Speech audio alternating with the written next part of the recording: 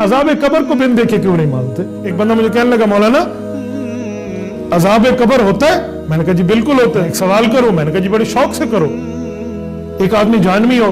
मैंने कहा फिर? कहते उसको शेर खा ले तो उसको अज़ाब होगा उस बंदे को? मैंने कहा जी होगा। कहते कहां? मैंने कहा जहां उसका जिस्म होगा। तो कहते फिर हमने किसी शेर को तड़पते तो यूं नहीं देखा कि हाय हाय मैंने जानवी को खा लिया, पेट में आग लग गई, आग लग गई। मैंने कहा आपने बात कर ली?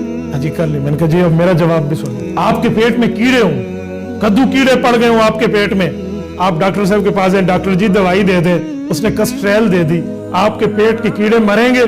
कहते जी मरेंगे। मैंने कहा उनको दर्द होगा? कहते जी होगा। मैंने कहा उन पे क़यामत गुजरेगी? कहते जी हाँ। मैंने कहा वो तड़पेंगे? कहते जी हाँ। मैंने कहा तुम भी तड़पोगे? जी नहीं। मैंने कहा क्यों नहीं? क्यों नहीं?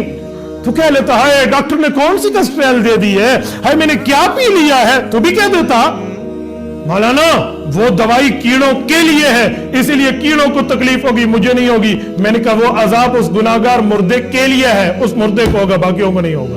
कुरान पढ़ के जवाब दो। मैंने कहा पुत्र तुमने कुरान पढ़ के सवाल किया था, तू अकल से सवाल कर सकता है। देवबंद वाले बेवकूफ है, हम अकल से जवाब नहीं दे सकते।